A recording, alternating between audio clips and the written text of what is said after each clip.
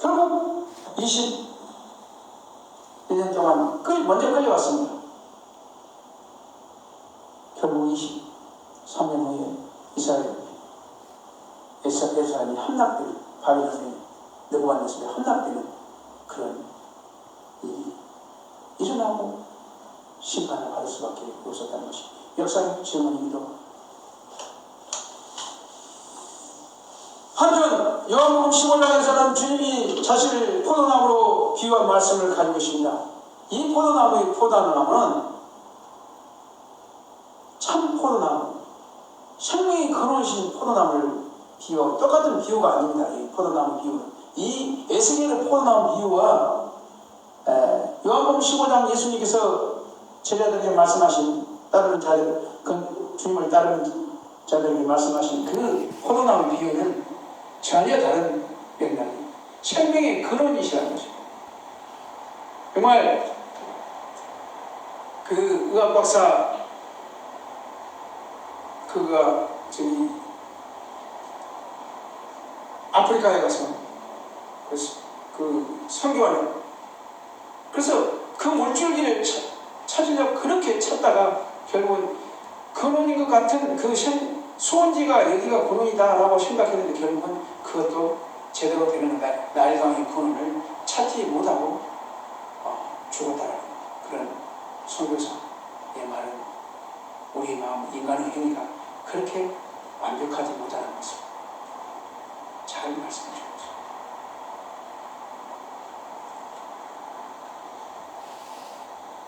그래서 오늘 전반부 5절까지 말씀드린 같이 포도나무 열매를 맺는 것 아니고는 어디도 쓸모가 없다는 것입니다. 그럼에도 하나님께서 너무나 귀하게 보시고 자기 백성으로 삼으셨다는 것입니다. 그럼 하나님의 자녀가 고통 가운데 낙심될 때 소외감을 느끼고 자신의 가치가 완전 무너질 때 믿는 자에게 힘을 잃지 않게 하는 것은 그 힘이 어디에서 나오냐는 것입니다. 생명의 근원이신, 생수의 근원이신 에스겔서 47장 보시니까 성전 동문 그 문지방에 물이 발바닥을 펴시다고 했는데 물이 조금 밟을 때 느껴졌다. 처음 조금만 시작부터죠. 마치 엘리야가 3년 6개월 동안 이스라엘에 비가 내리지 않냐고 기도하고 기도할 때 종이 기도하면서 종에게 보라 조금만 그 구름이 시작해서 비를 내려주신 것처럼 우리의 생수에 보는 생명의 근원은 예수 그리스도밖에는 없다는 것을 분명히 말씀해 주시고 있습니다. 포도나무 같은 우리 자신을 하나님께서 귀한 자녀로 삼아 주신다는 것입니다. 하나님의 소유로 삼으시고 은혜 가운데 복을 더해 주시고자 하는 하나님이 섭리해 주심을 약속하시고 이 약속 때문에 우리는 어떤 어려움이나 어떤 상황에서 낙심하지 않으며 오늘도 우리의 삶의 걸음을 걸을 수 있게 하신다는 것입니다. 하나님은 이 힘의 근원이 어디시고 온천이라고 말씀하시고 계신다. 때로는 주의 사람들에게는 건강, 부, 또 어떤 사람보다 더 자기가 낫다는 지위나 그런 환경이 좋다고 자신을 만족해야 하는 사람이 있을 수도 있습니다. 그러나 또 다른 사람보다 더 낫다고 하지만 그 자신이 좋다고 하는 그 상황이 그 자신으로 진정한 힘이 되지 않는다는 것을 깨달을 수 있습니다. 한순간에 없어질 수도 있는 허무한 것이라는 것입니다. 모든 인류의 물질의 세계에 관한 모든 것들이 그렇다는 것입니다. 그러나 보잘것없는 우리들에게 하나님께서 사랑하시고 우리를 버리시지 아니하시고 함께 하신다고 말씀하십니다. 조건을 진정으로 돌이키는 그 조건이다. 이 역설적인 말씀을 하나님은 에스겔을 통해서 말씀하시고 계십니다. 이 민족이 돌아와야 된다. 지금 금방 하나님 스케줄 막 멸망한 스케줄인데, 그래도 혹시라도 돌아온다면 니네 성이 회개하고 돌아올 때 정말 멸망하지 않았듯이 이스라엘 민족이 조금이라도 연장될 수 있는 기회가 있었을 수도 있다는 것이 성경 말씀을 통한 근본 하나님의 의도하심이라는 것을 우리는 결론지어 생각해 볼 수가 있다는 것입니다. 하나님 우리를 인정해 주시고 사랑하신다는 것은 마음속 깊이 자부심을 가지고 이것 말고는 아무런 다른 지위나 물질적인 가짐이나 어떤 재산의 다소요를 따라서 아무런 의미가 없다는 것을 주님이 이 말씀을 통해서 말씀하시고, 이건 종교행위나 카톨릭의 어떤 그 아름다운 미사보다도 하나님의 진정한 생명 말씀이 우리를 통해서 예수 그리스도와 함께 생명의 은혜를 누리고 영원한 하나님과의 관계의 회복을 누려가는 삶을 지금 간절히 원하시고 있음을 이 종을 통해서 주님은 말씀하시게 하신다는 것입니다. 세상에 그 어느 것도 의지할 것은 하나도 없지만 우리가 오직 의지할 분은 하나님이라는 사실을 말씀하시고 있습니다. 이런 사실 때문에 어떠한 일이나 고난 가운데서도 기뻐하며 웃을 수 있게 하실 뿐만 아니라 참된 평안을 주님 안에서 누릴 수 있다고 약속해 주시는 것입니다. 모든 슬픔과 어떤 어려움 가운데서 하나님께서 우리를 헤아리시고 눈동자같이 살피시고 계시는데 하는 믿음의 눈을, 영적인 눈을 뜨게 해주셔서 그 약속의 말씀을 붙잡고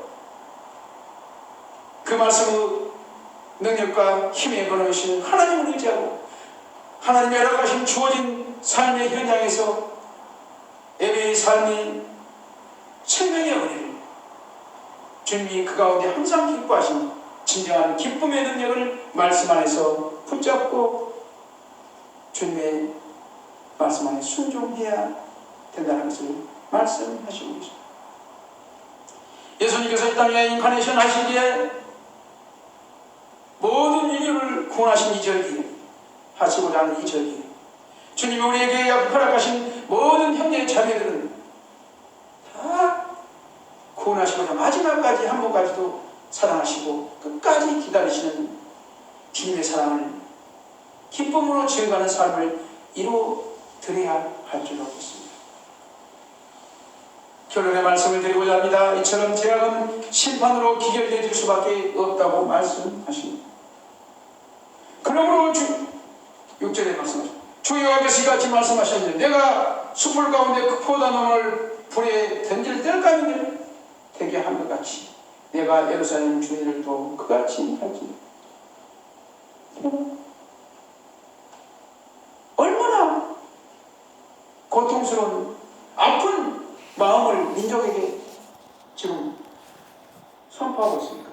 지금 이스라엘 민족이 한 게 아니라 바빌론 나라에서 그 속국의 포로가 된 그 말 가까이서 이 하나님 말씀을 붙잡고 예언하시는 것을 볼 수가 있습니다.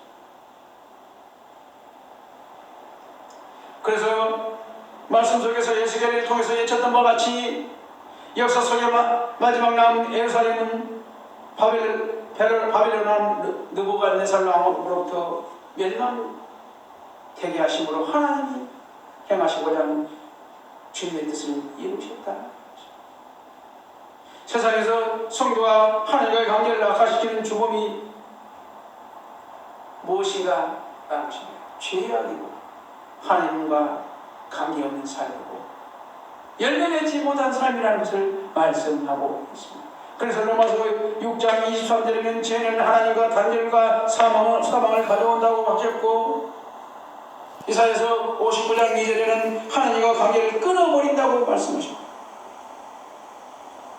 이사야서 43장 44절에는 성도로 하여금 고통스럽게 하십니다. 잠언서 13장 23절에는 성도들의 영적인 부분을 잠식한다고 말씀하십니다. 에레미야서 4장 2절에는 고귀한 성도들로 하여금 천하고 비참하게 만든다고 말씀하시며, 그래서 결론의 말씀이 베드로전서 5장 6절에 베드로 사도는 하나님은 능하신 손아래 겸손하라고 말씀하십니다. 돌아오라고 말씀하십니다. 때가 되면 너희를 높이시라고 말씀하십니다. 우리가 높아지는 것이 문제예요. 진정한 예수 그리스도의 생명의 열매를 맺는 하나님께로 온전히 돌아오는 세상의 종교회의 어떤 민사의 행위에서 하나님의 생명의 말씀, 하나님과의 온전한 관계 회복을 이루어드리는 오늘 삶의 오늘의 예배가 되게 하시기를 간절히 바라시고, 에스겔을 통해서 말씀하시고 이종을 통해서 말씀하십니다. 모두가 우리들 삶의 영원한 기쁨을 누리는 참된 이 대학들 되게 하시고, 삶의 은혜가 우리 모두에게 넘쳐나게 하시고, 조금 더 세상적인 생각이나 인간 어떤 알레고리즘이 아니라 그리스도와 함께 온전한 정말 무한 하나님 말씀만 따라가며 성령의 인도하심만 받는 축복의 연수교회와 사는 모든 주의 가정들 다 되게 하시기를, 또 이곳을 지나는 이 메시지를 들려주는 자들에게도 그러한 생명의 은혜를 사모하는 믿음의 백성들로 삼아주시고 함께하는 동력의 관계가 일어나게 하시옵시기를, 연수교회 모든 영혼들이 연수교회로 나오는 주의 백성들이 많아지기를 예수 그리스도의 이름으로 감사하며 간절히 축원드립니다.